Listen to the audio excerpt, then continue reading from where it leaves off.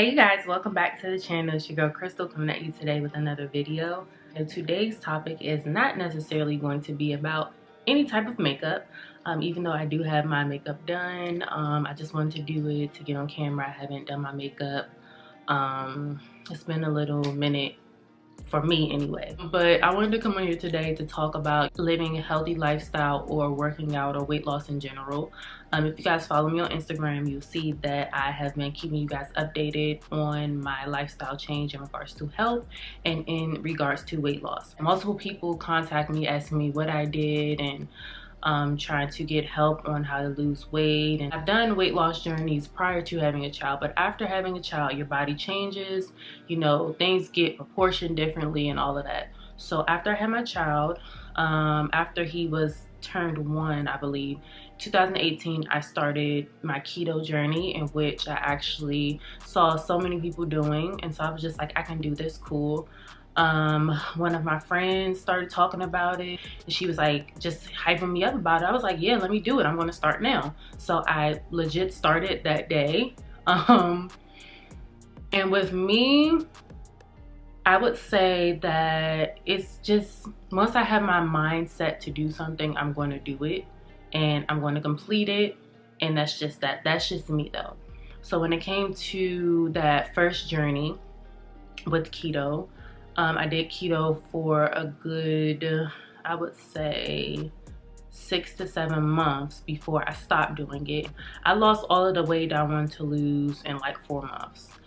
I don't remember the exact amount, but I know I lost a ton of weight, and that was with like not really working out. I would go walk on the track every now and again, but I was strictly doing keto and it worked. I was very slim. I lost a lot of weight and it worked. And you know, after I got comfortable with keto, I felt like I was getting way too small with keto, because the thing with keto is that it's eating all of your fat away basically, so you're getting very slim. And I don't think muscle retention is the same unless you're like working out hardcore, or you're just like, I don't know how to explain it. I'm not a healthcare professional. I just know that it was good for helping to shed the fat. And so once I switched back over to a regular diet, I would say over the course of a year after that, I just gained all the weight back. And that's because I was just eating anything. And that was my fault. I definitely didn't have to gain all that weight back. I just did because I just stopped doing the work. I was eating bad, I didn't work out, and I was just being lazy.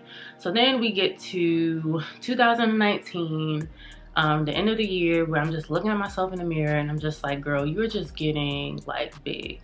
And big in my definition is when I start to hit 200 pounds. That's just for me. I don't want anybody to think that because they're 200 pounds or anything over that they're big. I'm just saying, I know my body starts to get stressed out once I hit a certain weight. So like my knees start hurting, my back may start hurting.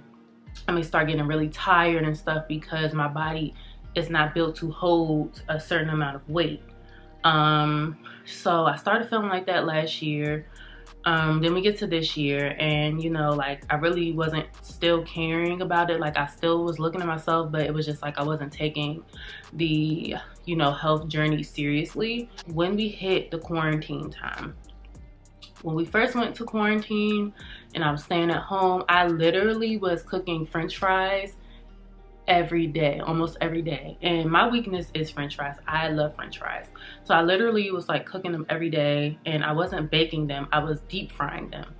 And after a while, I just realized, like, I felt like I was gaining so much weight, and I just felt tired all the time and lazy and sluggish. And I was like, something's got to give. Like, I can't do this. And that was like in the first month of, you know, being at home in a quarantine. One day in April, I decided, like, I'm just going to stop doing this. I'm not going to keep doing this to myself. Like, you know, I feel like as Black people in general, you know, we kind of have to watch out what we're eating, because unfortunately we're more susceptible to getting things like high blood pressure, high cholesterol, diabetes, and unfortunately it runs on both sides of my family. So I just was like, I have to take this into my own hands at this point right now. So I started out with intermittent fasting, in which I feel like is a great way to kick off any new health transition. And intermittent fasting is basically when you set time frames for you to eat and for you to not eat. So I've always felt comfortable with a 16-8, and a 16-8 is basically 16 hours of not eating and having an 8-hour period window when you eat. I've always felt comfortable with 16-8. My eating hours, I would do them from like 11 a.m. to 7 p.m. or 12 noon to 8 o'clock. So I started out with that first, and I slowly started changing my eating patterns. The first month, I was just eating like the same thing. Like I had my yogurt and granola and fruit, and then I would be doing baked chicken and vegetables, and I was counting my calories and watching my macros. I use an app to calculate all of those things to the best of its ability, and it has seemed to work for me. It may not be, you know, spot on, but it's like approximate, but the gist of it is correct. So I've used that, and when it comes to, you know, just like what I'm eating, I've always watched that. I stopped drinking juice and soda completely. I cut it out, only drank water. And after the first week or two, I then switched over to starting to exercise every day, religiously every day. I started out with the in-home workouts. After a month of just doing in-home workouts, I started going outside and taking runs and jogs and walks or whatever. I just eased my way into it. I am very good with gauging my body and what my body can tolerate, so I'm really good at just that. I've always been good at that type of stuff. So we get to today where, you know, I have exercised, eaten right. We actually had went vegan for like a little over a month. Now we're introducing meat back in slowly, but it's literally here and there. It's like sprinkles here and there of meat. But now we are here today. So at the beginning of my weight loss journey, I was at 200 pounds, and now I am at 175 pounds, and I actually am 9 pounds away from my goal weight, in which I want to be 165 pounds. My whole life before I had a baby, I have always been a comfortable 150 to 155 pounds. The way my body is built now, my comfortable weight is 165 pounds. After looking at myself in the mirror, I don't think I necessarily need to lose any more weight. I just feel like I'm going to start toning, so I'm going to start doing probably weights and a lot more ab workouts and stuff to get everything tighter. Now, when it comes to talking to you guys, in which like I said, I've gotten a lot of questions about just weight loss and how you do it and this and that. So the first thing you want to start with is a realistic goal. A realistic goal, you guys. You can be 200 pounds and you're like, okay, I want to lose 50 pounds. That is completely realistic. But what is your time frame that you want to lose that in? All right, it's January and I know I'm not active at all. I know I've never done a weight loss journey. I know that I still want to eat this way. I don't have self-control. So I'm going to give myself 3 or 4 months to lose 50 pounds. It's like, if you know yourself and you know the work you're going to put in, give yourself a realistic goal. That way, if you exceed it, it's just like, oh, yes, like I did it, and I went above. It's not like, oh, I can never reach this goal, and you start, you know, kind of doubting yourself, and you start going back into bad habits. So with me, my goal, I didn't necessarily give myself a time frame to lose weight. I just said I know what I want to get at. And I know that overall, I just want to eat healthier and have a healthier lifestyle. So my main goal was just changing those patterns of not getting up at 11 o'clock at night saying I want some french fries and going to fry french fries and ketchup and salt and all of that. It's just like starting there. My goal was just to naturally want to be healthy. Like, instead of grabbing that soda, I'm just going to get a bottle of water and put some lemon in it or something, you know, like I wanted to get to that point. And when I got to that point, I was able to lose the weight with no problem. But starting with a goal doesn't necessarily mean that you're going to start out saying, I want to lose this amount of weight, because if you get fixated on the number, then that is when you start deterring yourself from going further. A realistic goal is first. The next thing I have is just knowing your body. I I think I mentioned this earlier. I just know what my body can take. I know what my body is used to. I know the stresses that my body, you know, can take in regards to weight. I know when I'm getting to a point where I need to lose weight. I know how far I can push myself when working out. And with me, I have to really be careful because, you know, I have asthma. So I have always had to look out for that in regards to working out and having an active lifestyle. Granted, I have always been active when it comes to dancing and things like that. Like I've always, like I'm teaching choreography or I'm doing dance at church or whatever. I've always been somewhat active. So when it comes to knowing your body, you have to know your limits of your body. You have to understand when not to push yourself too much. You have to understand, like, just so many different things, you guys. Like, I can't stress enough how important it is to know your body. Like, a lot of times we have so many issues when it comes to joint pain and back pain and my knees and this and that, and we're young. You have it because you're putting stuff into your body that's causing that to happen. And once you start, you know, eliminating stuff, like with me, I know that if I have too much dairy, I start getting digestive issues, like digestion issues, sorry. And I just start, like, my body starts freaking out and I may start getting pimples and bumps and stuff. And that's because, like I said, you know, I just know what to intake. So you really need to focus on those things first. Like I said at first, setting a goal realistically and knowing your body, understanding what you're intaking in regards to whatever medication you're taking, whatever food you're eating, and just knowing your body in general. So the next thing is understanding that change does not come overnight. It does not happen fast, you guys. So many people get, they just get turned off by the fact that they don't see results like that. Like, a lot of people are like, okay, their first week, and a lot of people do this, and I know this because I used to do it myself. I would start a diet, and the first week I'm thinking I'm about to lose like 5 pounds, and the scale has changed 0.5 pounds, and I'm like, are you serious? And it's because you just have to understand that when you are starting something off, you are not going to see results immediately. You're just not. And you have to understand that just to keep doing stuff again and again over time, which is also my next point, I'll kind of bring it to this one, is consistency. When you're consistent with a weight loss journey, when you're consistent with working out, when you have a schedule and you're sticking to it and you're sticking to a plan on what you can and can't eat, that will show you results over time. Don't like get disappointed in yourself because you aren't seeing anything in the first week. Like, I guarantee you, like, I would not even weigh myself the first week. I would wait until the first month of consistently doing the same thing. Like, and consistency means that you are sticking to something every day or every other day or whatever. And I promise you that if you do that, if you're consistent with something as far as eating habits, working out, and whatever else it is that, you know, you are putting into your weight loss journey, you will see results within the first month. Now, people, whatever results they see may differ. Everybody's body is different and reacts differently to things. So just because such and such over here is, you know, losing weight like this, that doesn't mean that you're necessarily going to, and that's okay.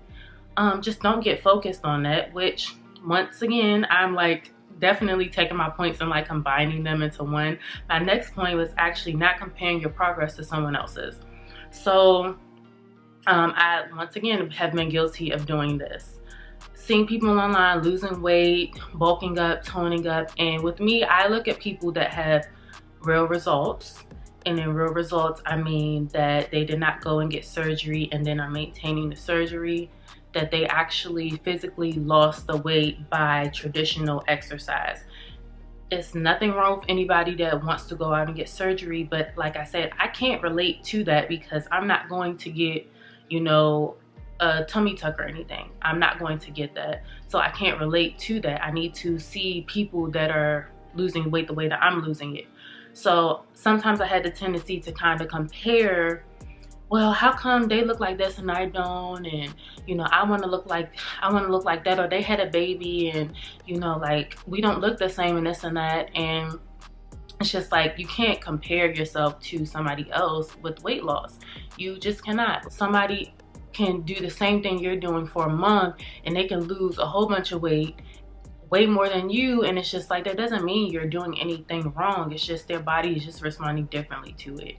So just try not to compare your progress to anybody else's. The next thing we're going to talk about is eating habits.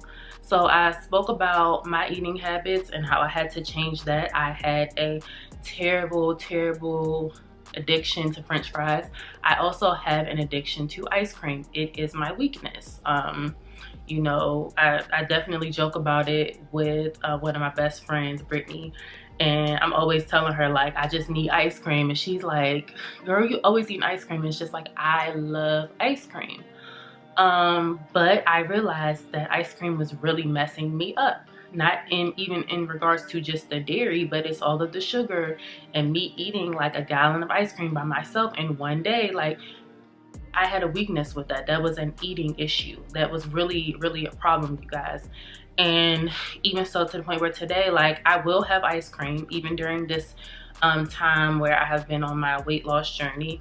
But I find the ice cream that is a little more easy for me to digest. Like before, what is it called? In Target, I found a ice cream called Archer Farms, I believe, and it's dairy free. It's pretty good. It's gentle on my stomach. Halo Top is good for my stomach. All of that dairy free stuff, great for me. I get a pint.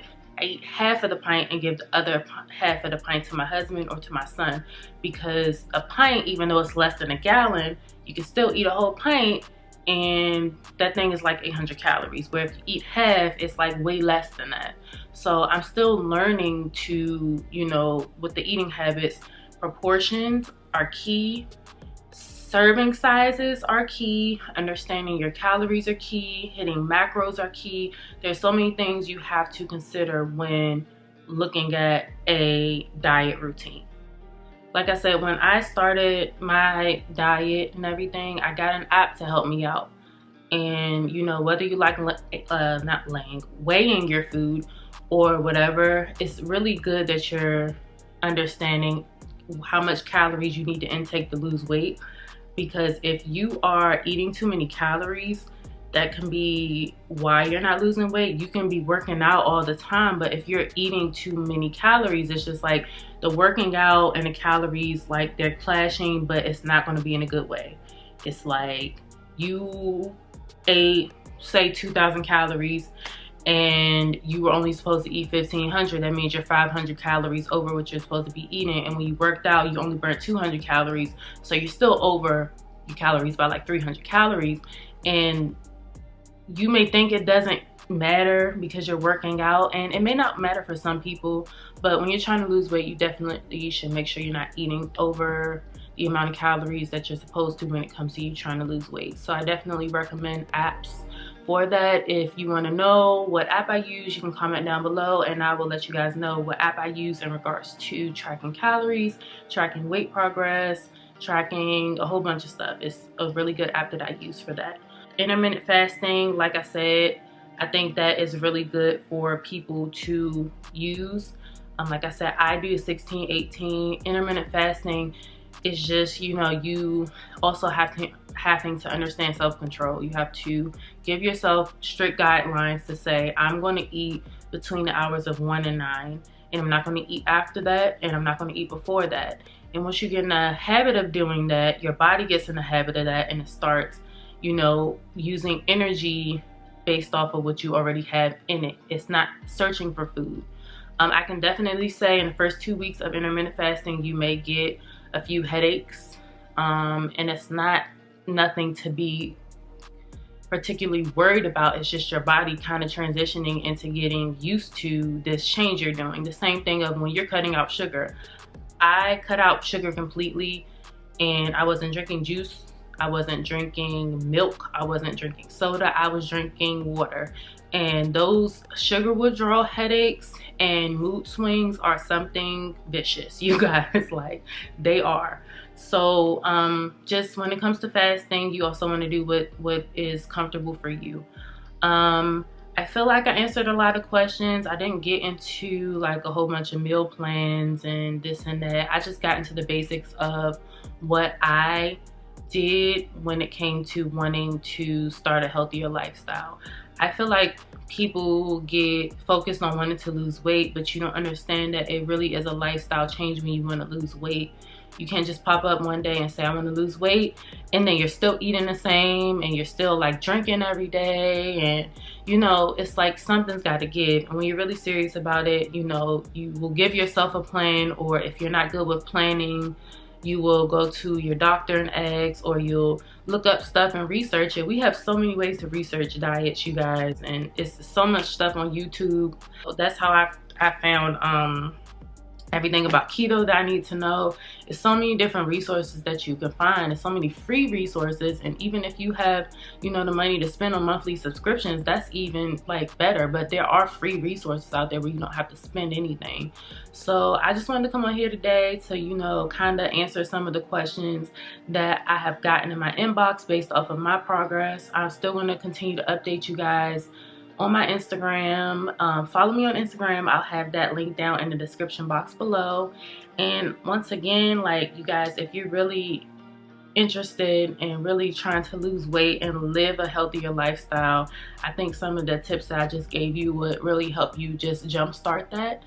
And if you guys want me to do any other videos, just leave a comment down below. Let me know what you would like me to talk about in regards to healthier lifestyles, vegan diets, and working out every day and things like that. If you guys want to know, once again, leave it down in the description box below.